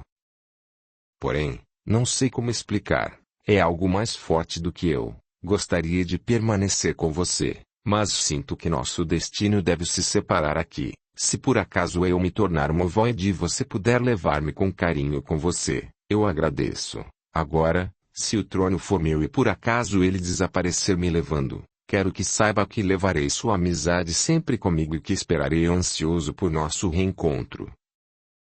E abraçando-o me despedi. Audiolivro realizado pelo canal Surya Chand Audiobook. Em seguida caminhei até o trono da lei e, mentalmente, pedi permissão para me assentar e me veio à mente que fosse feita a vontade de Deus. Sentei-me, olhei ao redor e todos me olhavam ansiosos para saber o que iria acontecer. De repente um estrondo. Fechei os olhos, e durante uma fração de tempo que não soube precisar quanto, ele rodopiou e rodopiou, e tudo foi ficando embaralhado diante da minha mente. Então abri meus olhos e vi minha última encarnação passar diante de mim, com riqueza de detalhes, mas não parou por aí. Vi outras duas encarnações minhas anteriores a esta e tudo começou a fazer sentido para mim. Pude compreender a versão de minha mãe por mim, meu amor por Querência e posteriormente por Laione, a distância existente entre eu e meu irmão, e o relacionamento conturbado com meu pai. Chorei muito e, mesmo sendo apenas uma caveira, da minha cavidade ocular brotava água que jorrava por sobre minha face ossuda, descendo até o meu peito esquelético, lavando-me e purificando minha alma. Compreendi, naquele momento, o porquê de quem não é o escolhido para assumir o trono, sucumbe sob a forma de ovoide, pois não está ainda preparado para ver tudo que o trono tem para revelar sobre a sua vida, sobre os seus acertos, e principalmente, sobre suas faltas. Você conhece a verdade e, ou a verdade te liberta, ou você é sucumbido por ela. Vi passar na minha frente todas as oportunidades recebidas e perdidas, todas as gratidões e ingratidões cometidas por mim e cometidas contra mim. Pude ver todos os amigos e inimigos e seus reais motivos. Vi passar o que era esperado de mim antes de receber a benção da reencarnação, o que me propus a fazer quando encarnado e como negligenciei meu acordo com os bons. E essa minha negligência foi a responsável por todo o meu tormento, por toda a minha miséria humana. Do mesmo modo que o trono começou a girar, ele parou. Então vi que o meu ponto de força era o cemitério local, onde tudo se encerra para verdadeiramente recomeçar. Notei que meu trono se assentou ao lado de outro belo trono, com formato e detalhes femininos, e compreendi no mesmo momento que os opostos se completavam e que tudo era composto de negativo e positivo, masculino e feminino, amor e ódio. O mundo é e sempre será dual. Naquele momento mágico consegui compreender o que Toco Preto queria me dizer. Quando falou que todo rei necessita de uma rainha, eu sabia instintivamente que aquele trono pertencia à minha rainha, aquela que reinaria ao meu lado no cemitério. Ao longe percebi a silhueta de uma mulher se aproximando. Conforme se aproximava pude ver com nitidez o contorno do seu belo corpo. Foi possível notar seus cabelos revirados e suas vestes em farrapos, mas quanto mais se aproximava de mim mais sua aparência se modificava. Seus cabelos se assentavam e suas roupas se tornavam belas. Olhei para mim e o hábito de padre permanecia o mesmo, apesar de maior e mais conservado, envolvendo-me completamente, e em minhas mãos ainda brilhava a foice que ganhei de presente do amigo Toco Preto. A bela mulher se aproximou dizendo: meu nome é Maria Mulambo do cemitério, ao seu dispor, e meu rei quem é? Pode me chamar de Exu Caveira, minha rainha, e que possamos governar juntos com ordem, respeito e justiça nesse ponto de força que nos foi confiado. Ela se curvou na minha frente e eu senti naquela mulher uma força que só a traição e o sofrimento são capazes de propiciar. Levantei-me curvando-me diante dela, tomei suas mãos e as beijei, e em seguida a conduzi até o trono ao lado do meu, onde ela se assentou. Então voltei para meu trono, sabendo que encontrara uma companheira à minha altura. O tempo foi passando e diversos Exus pagãos foram sendo atraídos para aquele nosso ponto de força. Dávamos auxílio, proteção, orientação, e quando solicitados entrávamos em causas defendidas por eles. Tínhamos, também, contato com os bons, e muitas vezes nos aliávamos a eles para socorrer pessoas em nosso mundo, mundo este que era conhecido pelos bons como o umbral. Uma nova religião havia surgido entre os encarnados, e essa religião estava nos unindo mais e mais, tanto com relação a nós mesmos, quanto em relação a nós e os encarnados. Essa nova religião, designada de Umbanda, ensinava-nos a ensinar, ao mesmo tempo em que aprendíamos, a socorrer, ao mesmo tempo em que éramos socorridos, a abençoar, ao mesmo tempo em que éramos abençoados. Não significava que eu havia me tornado santo, mas que estava aprendendo, evoluindo. Cometíamos ainda muitos equívocos e alguns erros de opinião e julgamento. Geralmente nos deixávamos levar pelo protecionismo e acabávamos não sendo justos com a parte contrária àquela que nós protegíamos. Na Umbanda muitos terreiros foram se formando, alguns excelentes, outros nem tanto, mas sempre procurando aprender. Havia, também, aqueles cujo objetivo era tirar vantagens de pessoas desesperadas e de pessoas inescrupulosas. Aquelas que desejavam que tudo na vida ocorresse de acordo com as suas vontades e não pelos seus merecimentos. Frequentávamos a todos e muitas vezes até chegávamos a nos prejudicar, na tentativa de ajudar o médium. Assim eram chamados esses trabalhadores, por intermediarem entre nós e os encarnados. Mas quando víamos que os médiums estavam abusando, tirando proveito das pessoas, não dando atenção às nossas orientações e deixando-se guiar por quimbas mercenários, que os agradavam inflando o seu ego, retirávamos-nos e os deixávamos à sua própria sorte, para que aprendesse e crescesse com os próprios erros. Num desses dias estava em meu trono, administrando o ponto de força pelo qual eu era responsável, quando um dos Exus pagãos, que pertencia ao meu grupo de trabalho, chegou apressado dizendo: "Fomos chamados para realizar um trabalho, mas algo muito estranho está ocorrendo." "O que?" perguntei intrigado com o pavor estampado em seu semblante. "Não sei, meu senhor, só sei que todos que entraram na casa em questão, de lá não saíram mais. Enviamos escravos, quiumbás que atuam sob nossas ordens, e pedimos até ajuda para aliados, mas algo está acontecendo. Estão todos temerosos e ninguém mais quer se aproximar da tal casa." "Que trabalho era esse que vocês estavam realizando?" perguntei, tentando compreender o que estava acontecendo. "Era um trabalho de rotina, por isso não viemos comunicar, pelo menos achávamos que era." "Explique-se." Perguntei irritado, por ter sido pego desprevenido. "Fomos chamados pelo dirigente espiritual de um dos terreiros que fazemos parte. Esse dirigente solicitou esse trabalho para auxiliar uma consulente de nome Silvia, que se dizia desesperada por estar correndo o risco de ser abandonada grávida pelo homem que ela ama, e que pelo visto também a ama." "Prossiga." "O problema é que há uma senhora, tia de seu noivo, de nome Dona Felícia, disposta a estragar seu casamento, jogando o noivo contra a jovem e futura mãe, por não aceitar o casamento, pelo fato dela ser branca e o rapaz negro. Por este motivo ela veio pedir socorro no terreiro de Umbanda, dizendo que, caso ela não se case, será obrigada a praticar um aborto, pois do contrário estaria desmoralizada diante da sociedade." Parece que algo não está se encaixando direito em toda essa história, mas continue o que aconteceu, o que vocês decidiram fazer. "Resolvemos fazer algo para que essa Dona Felícia se mantivesse ocupada, deixando, assim, a jovem Silvia em paz." "E o que vocês fizeram?" Sabendo que esta senhora possui uma filha de criação, com 10 anos de idade, de nome Thelma, provocamos uma doença no perispírito da menina, e através da sugestão fomos fazendo esse mal se tornar físico. Assim Dona Felícia cuidaria da vida da sua filha, deixando o sobrinho e a noiva em paz. Desta forma o nascimento do bebê não seria prejudicado. Sim, mas pela sua cara não resolveu.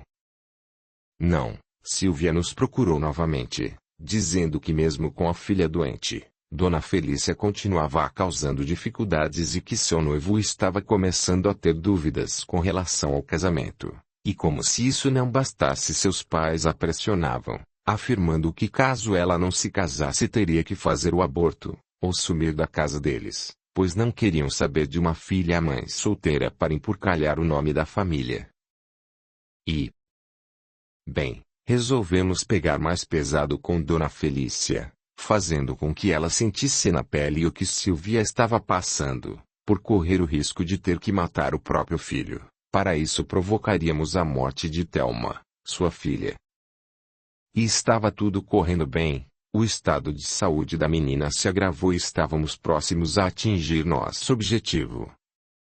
Mas, de repente, uma proteção magística foi colocada ao redor da casa. Ninguém mais conseguia entrar, e aquele que conseguia romper o cerco e entrar, simplesmente desaparecia. Perdemos muitos dos nossos e não tendo mais o que fazer, eu vim buscar teu auxílio. E por acaso não perceberam alguma movimentação estranha dentro da casa? Perguntei intrigado. Percebemos muita movimentação, luzes e a presença dos bons. Mas, uma coisa. Exu Sete Quedas estava entre eles.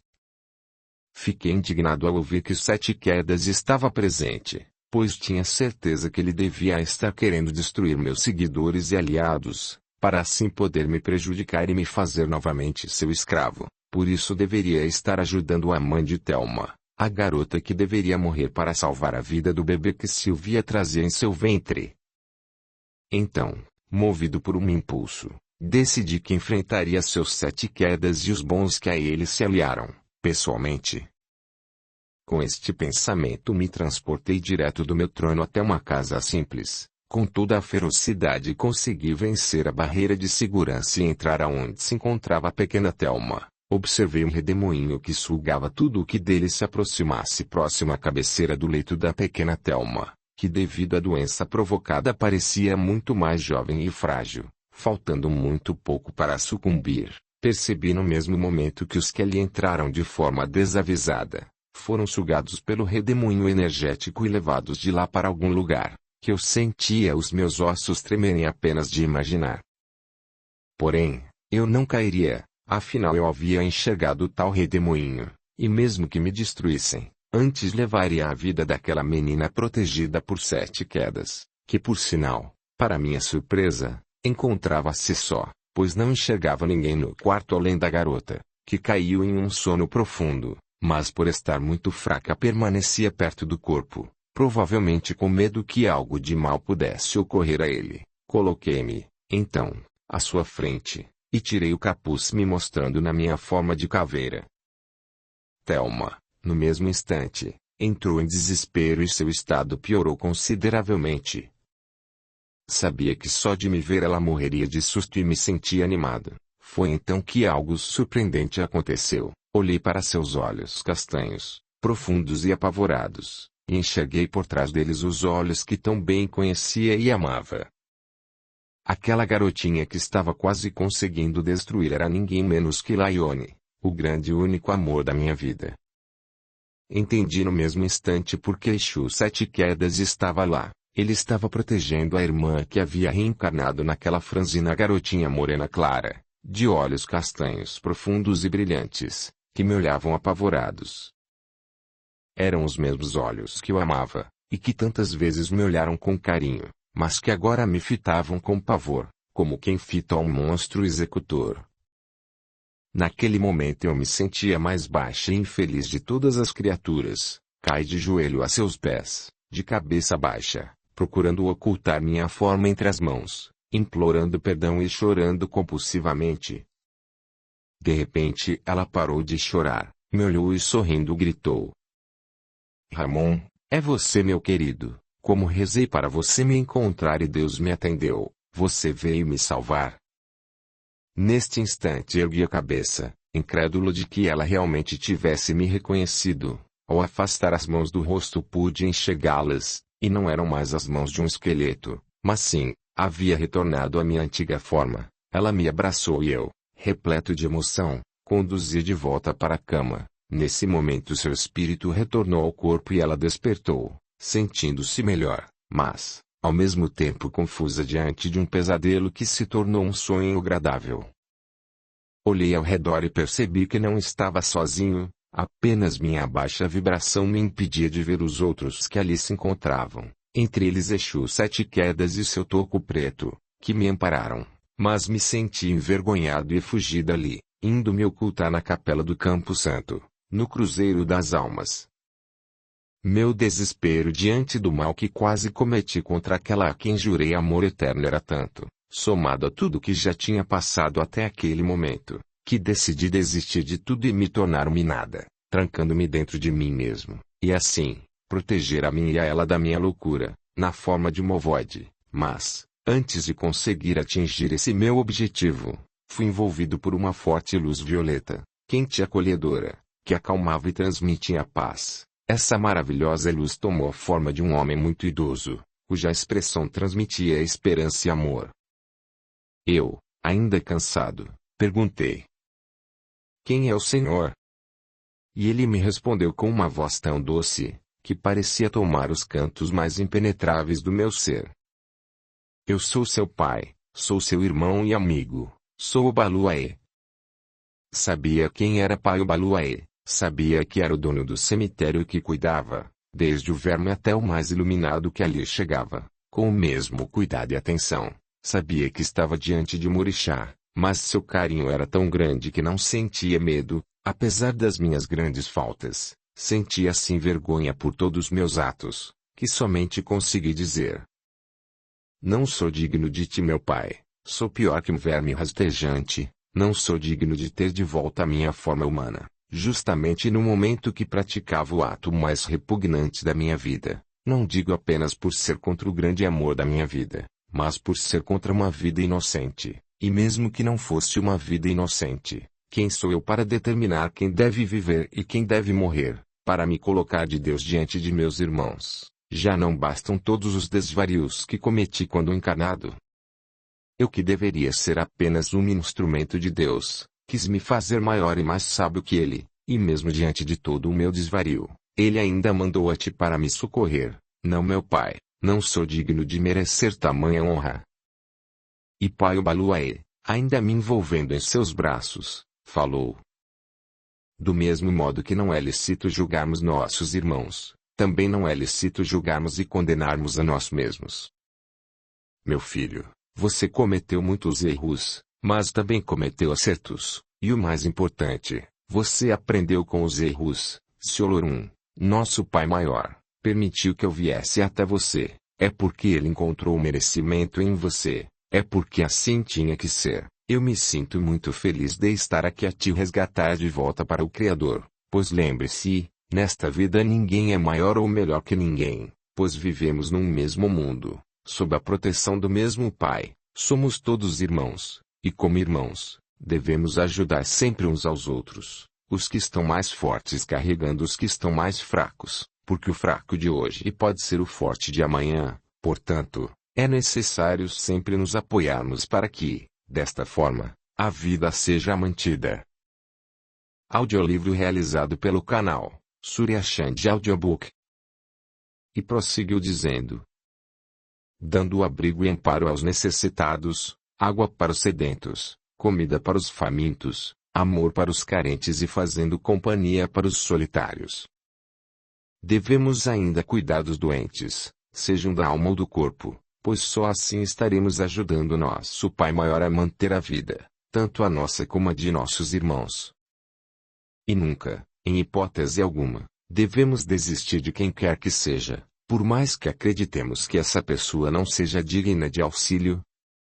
Lembremos sempre que, Por mais que tenhamos doado ao nosso irmão, ele deve ter toda a liberdade para partir quando desejar, e todo o apoio para saber que pode voltar quando precisar, pois ninguém nessa vida é dono de nada, nem de ninguém. Pai Obaluaê, ensina-me a trilhar seus ensinamentos e me faça seu instrumento, para que eu seja digno de ti dessa nova oportunidade que me foi dada por Deus para minha evolução. Se é o que você deseja, meu filho, a partir de hoje você será o guardião deste campo santo e tudo fará dentro do certo e justo. E para que não paire nenhuma dúvida em seu coração, preciso te esclarecer para que não venhas a cometer o mesmo erro no futuro. O que você estava fazendo não era certo nem justo, você não apurou os fatos, você apenas aceitou o que te falaram como verdade absoluta, depois se deixou guiar pela ira contra seu irmão Sete Quedas. E prosseguiu dizendo: todos foram iludidos, pois esta dona Felícia, mãe da garotinha Thelma, não cometeu nada de errado contra a Sílvia, tão somente a quis orientar para que a mesma seguisse um caminho honesto, como mulher digna, e por isso Sílvia, que tem muita dificuldade, ainda, para respeitar a fidelidade em uma união, se sentiu ameaçada ao perceber-se vista como realmente é. E me alertou dizendo: já a garotinha Thelma, deve ser vista por você como alguém que você precisa estar ajudando a proteger, para que ela possa cumprir com seu destino e sua missão. Lembre-se sempre que você deve protegê-la, não como mulher ou como amante, mas como sua irmã amada, assim como deverá proteger a mãezinha que a acolheu quando, por motivos que não cabem no momento, outra não pode cuidar. E continuou sua explanação com um sorriso cativante, que transmitia confiança e tranquilidade. Porém, agora a tempestade passou e tudo está esclarecido. Sim, pai, farei de tudo para não atrapalhar a evolução da minha amada Laione. Eu me manterei sempre em segundo plano para que nossa existência passada não se sobressaia a esta, e para que dessa forma ela possa se desenvolver como mulher, encontrando um companheiro digno nesta encarnação e, assim, viver a responsabilidade da maternidade.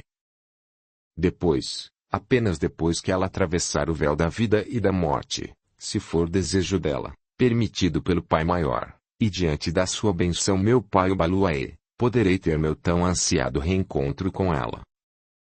Muito bem, meu filho, cuide bem dela, que também é uma filha minha muito amada.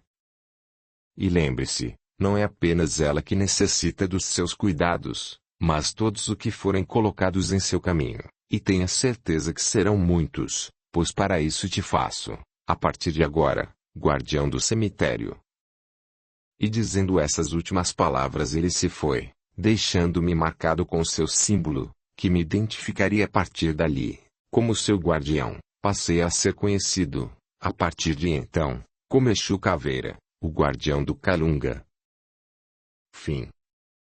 Este audiolivro representa uma contribuição do canal Surya Chand Audiobook, para aqueles que necessitam, como é o caso dos deficientes visuais, e como forma de acesso e divulgação para todos.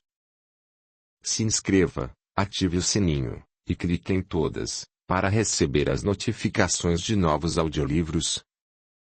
Deixe o seu gostei, o seu comentário, e compartilhe. O seu apoio ajuda o canal a crescer. A gratidão é o caminho da evolução. Torne-se membro do canal, e dê o seu apoio ao trabalho realizado com muito carinho para você. Lembre-se de valorizar e reconhecer o trabalho do autor, adquirindo suas obras.